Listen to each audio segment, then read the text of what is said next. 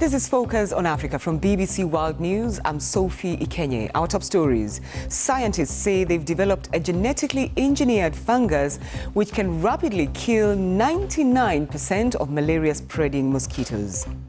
Paying their last respects, thousands gather in Kinshasa as the late opposition leader Etienne Tshisekedi's body lies in state. No more sale of alcohol sachets in Uganda from Saturday. Will the ban reduce consumption? Also in the program, maintaining the strength. We meet laborers who work physical jobs, bricklaying and carrying heavy loads while fasting during the Muslim holy month of Ramadan. And in sport, whatever the outcome in the Champions League final in Madrid on Saturday, African players are guaranteed to win.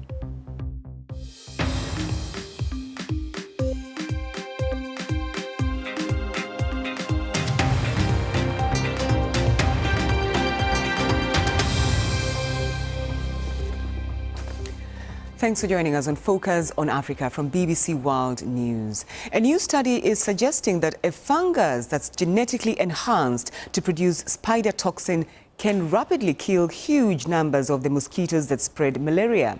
Trials which took place in Burkina Faso showed mosquito populations collapsed by 99% within 45 days.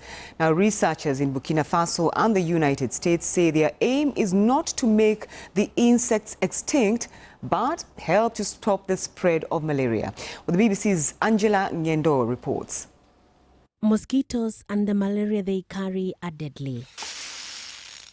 Worldwide, more than 400,000 people die every year from the disease they spread. But researchers from Burkina Faso are trying to change that. Working with teams in America, they found a way to kill huge numbers of mosquitoes to halt the spread of malaria. The researchers managed to create a fungus genetically enhanced to produce spider toxin that could rapidly kill huge numbers of the mosquitoes that spread malaria. This one was successful largely due to the incredible effort by scientists in Burkina Faso, and they spearheaded and ran all of these experiments in this malaria endemic village, Somoso, in Burkina Faso. So having them on our side and conducting these experiments was incredibly important for the success of this project. The trial began with 1,500 mosquitoes left alone without the spider toxin. But by the end, after introducing the toxin, just 13 were left. That's a 99% drop in just 45 days. The teams behind the study say their aim is not to make the insects extinct, but to help stop the spread of malaria. Insects such as bees were not affected by the trial, but the findings could change lives on the continent and around the world. Angela Ngendo, BBC News. Now, the results of the trial are drawing a lot of attention, but the researchers behind it are keen to stress there is still a long way to go before it can be rolled out, as Dr. Abdoulaye Diabate, the head of the laboratory that conducted these experiments, explained to me a little earlier. It's clear that before we can take this out of the screen house to go, to the real world where it can be tested and see if it can have an impact on malaria burden. So a lot of testing need to be done again. So at what stage are you? What would you call your stage at the moment?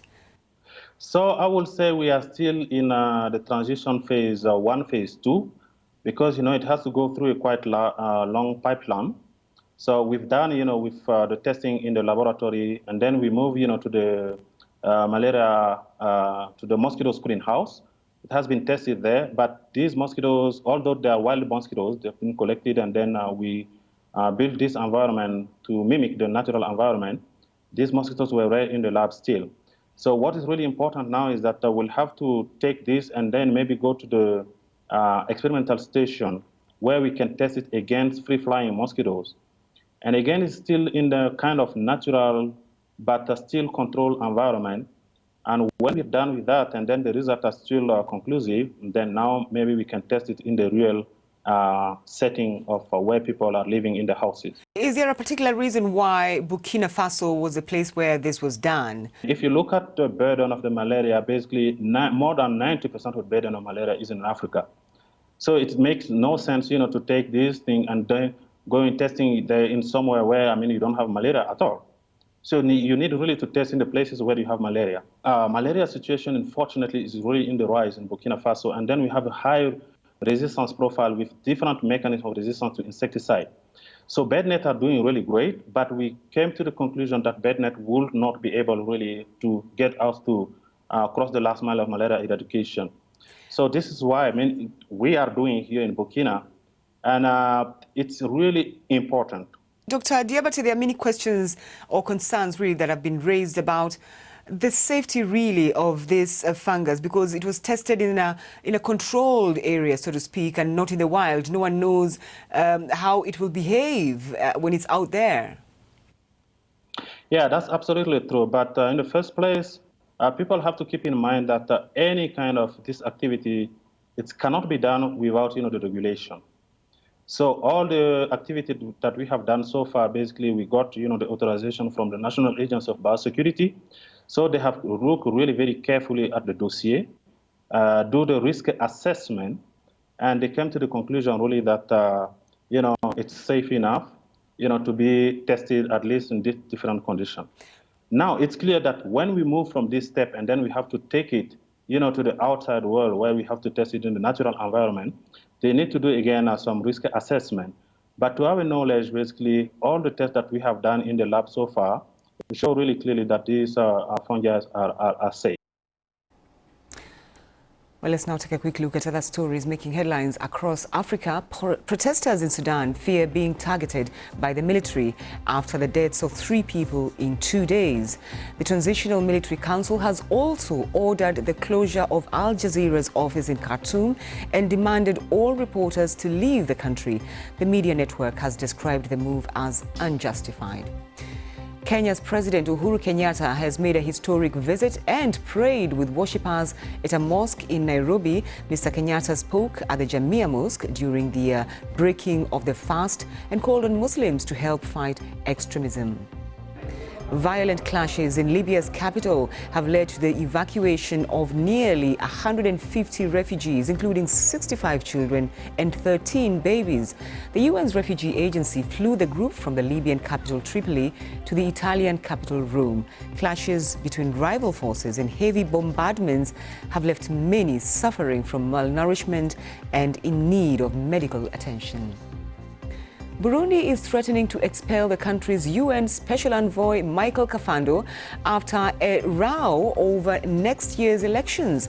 Burundi insists that President Nkurunziza's decision to run for a 3rd term in office is an internal matter. The UN and Burundi have previously had strained relations after authorities shut down the UN's Human Rights Office in the capital, Bujumbura. Thousands of people are gathering in Kinshasa to pay their respects to the late Congolese opposition leader Etienne Tshisekedi. He died in 2017, but it's only now that his son Felix is the president that the family has been able to repatriate his remains. The BBC's Gaius Kowene was there and has this report. Even in death, Etienne Tshisekedi draws a crowd. The veteran politician led the opposition in Congo for nearly 4 decades. Many say he played a key role in the opening of Congo's political space. A fierce rival of dictator Mobutu Sese Seko and the 2 presidents that followed him. Yesterday, Etienne Tshisekedi's body was finally brought home from Belgium, where he had died at age 84.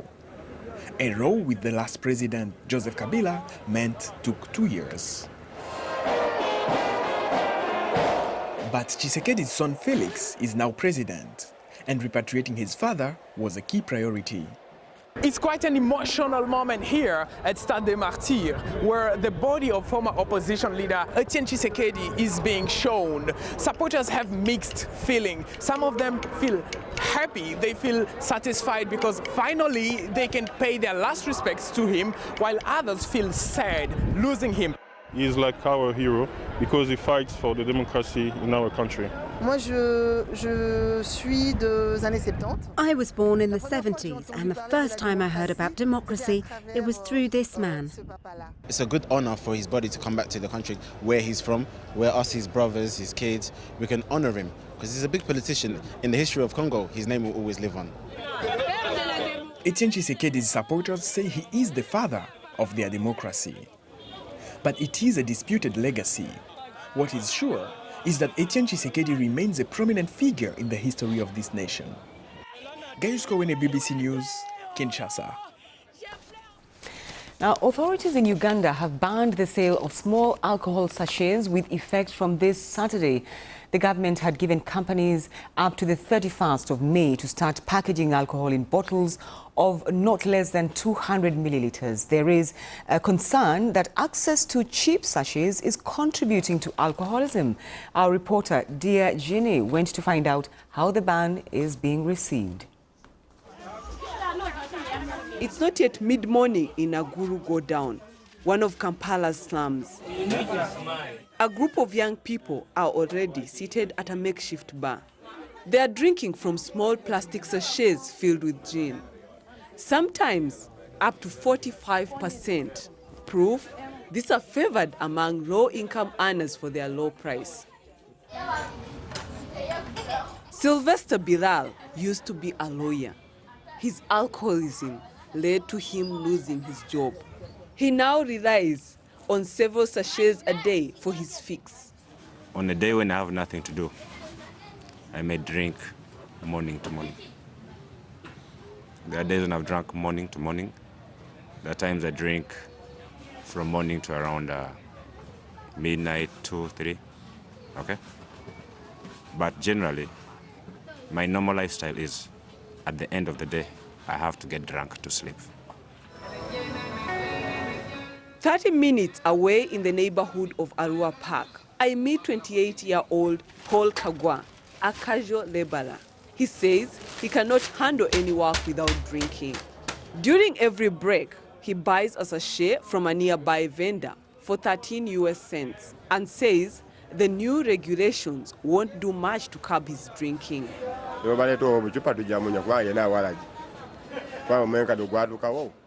Even if they change the packaging, we shall still drink because it is all alcohol. With this poverty, we have to drink. Sylvester and Kagwa represent thousands of youths in Uganda who consume alcohol in sachets daily. Latest data from the 2018 WHO Global Alcohol Status Report shows that 60% of young Ugandans are engaging in binge alcohol use. For many, the sachets, cheap, small, and widely available, are a quick and easy fix. Uganda has no written national alcohol policy and very little regulation of alcohol availability and advertising. Beyond the ban, the only measure Uganda currently implements is an alcohol excise tax. Well, the Warrigan sachet is affordable. People carry it around. Affordable, accessible, and easier to carry around. So people carry it around in their bags, in their geometry sets, in their pockets. So the consumption has been very high.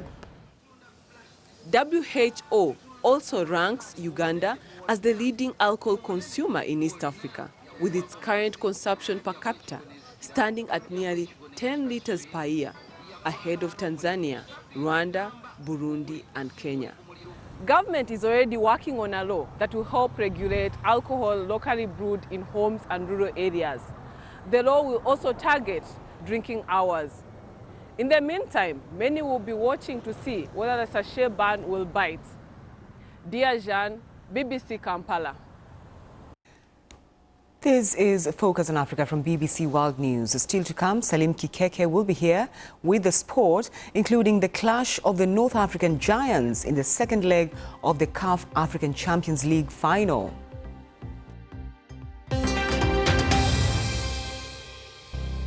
I'm Sophie Etienne, and you're watching Focus on Africa from BBC World News. The top stories on this program.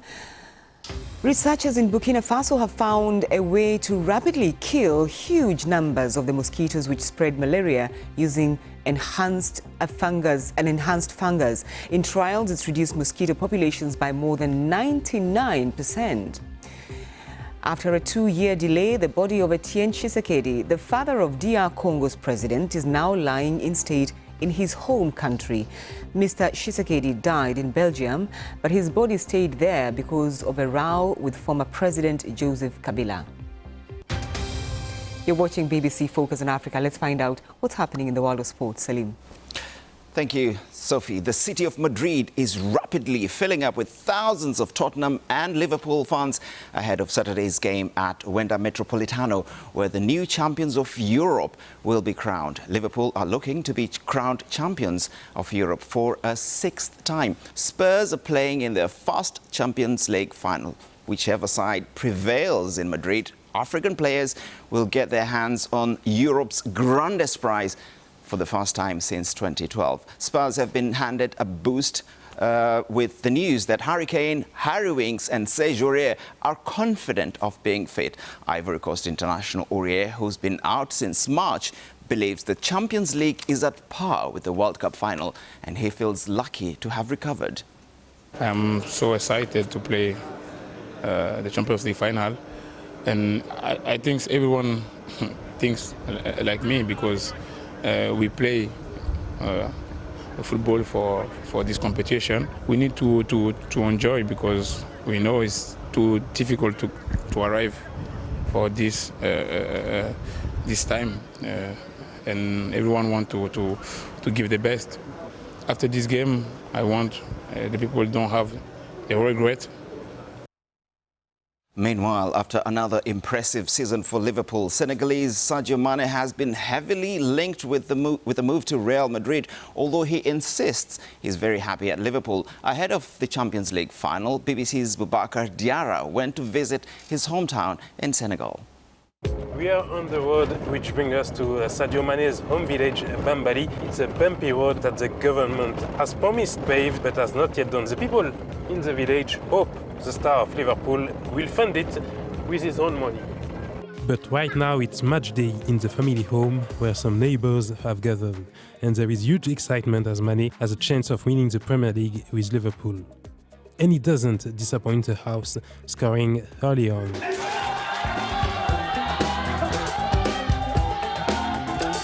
Two people are deliberately missing Mane's game, as usual, his parents, since they can't bear to watch. In the mosque we meet Helash Talibo Mane, Sadio's dad. What makes you proud of him? He's working for everybody. He is also a strong believer, a good Muslim.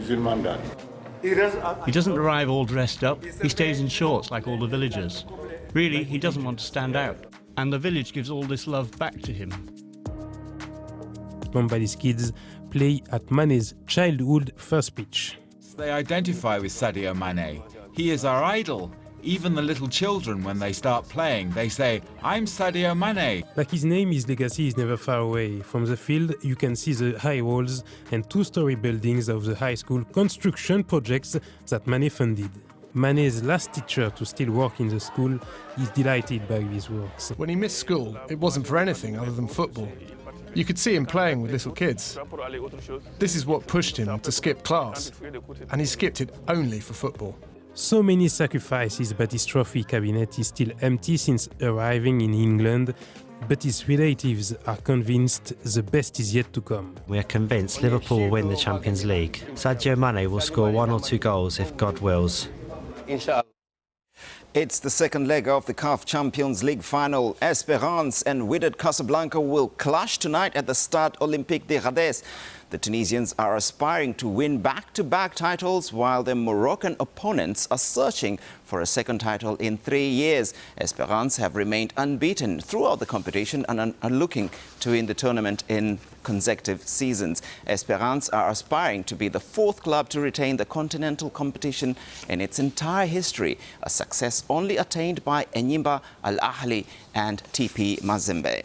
For Wydad Casablanca, last week's 1-1 draw was a relief in the end, given they were a goal down at half-time, reduced to 10 men 5 minutes after the restart, and battled through questionable calls by the referee Gerhard Grischer, who has since been suspended, before finding an equaliser. The 2017 champions are searching for their second title in 3 years.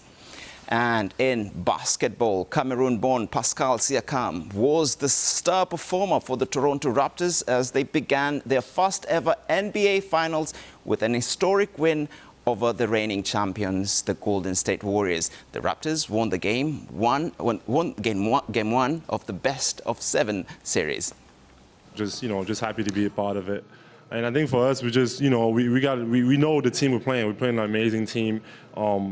They're the champions, and we just got to be ready. We got to be ready. We won game one. We came out with a lot of, it was really aggressive, on defense and trying to make it tough for the players, to find open shots. But, we know that it's game one, and they're going to come out, they're going to make adjustments, and we got to be ready for that. And that's the sport. Back to you, Sophie. Thank you, Salim. Thank you. Now, the Muslim holy month of Ramadan is a period when Muslim adults fast from dawn to dusk. But the obligatory one-month fast is an uphill task, particularly for people such as laborers who have to be out working daily. So how do they cope? The BBC's Ishaq Khalid has been finding out.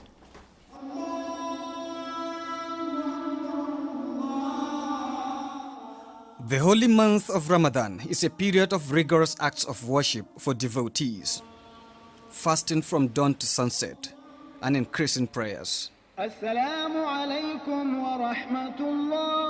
This is especially testing for those working in physically demanding jobs, such as these construction workers. Salis Ibrahim dropped out of school at the age of 12 because his parents could not afford the school fees. The 25-year-old is one of many laborers working to make ends meet across the Nigerian capital, Abuja. If I do not do this hard labor, I have no other source of income. It's quite difficult. But we have to do it, even though we are fasting, which is a religious obligation. When we start in the morning, we don't usually have problems because we have the strength. But normally in the afternoon, like from 2 p.m., we find it very difficult. We become tired and weak. Sometimes, some of us even abandon the work because they can't cope. Nigeria is one of the top oil producers in the world, but it has the highest rate of extreme poverty, according to World Poverty Clock, and government figures indicate that unemployment is around 23%. Many, therefore, resort to these kinds of jobs to survive. This vehicle has just arrived from a cement factory, and the laborers are unloading the bags of cement. Each one is 50 kilograms. They are piling up the cement here. This is the kind of work they do for 10 to 13 hours daily, and most of them are Muslims. One interesting thing to know is that the temperature here is usually harsh, 30 to 40 degrees during the daytime. There is little time to rest. Salisu relies on his income, which ranges from $5 to $15 a day. Islamic clerics say Muslims whose jobs involve strenuous activities can suspend their fast once combining the two becomes extremely difficult and threatens their health or life. Islam is the religion of mercy. So somebody who experiences hardship, he cannot bear the fasting and his job that he is doing to earn the livelihood. He started the fasting, but he cannot make it. Therefore, he stopped doing the fasting on that day. Then he can pay that day in a suitable time for him.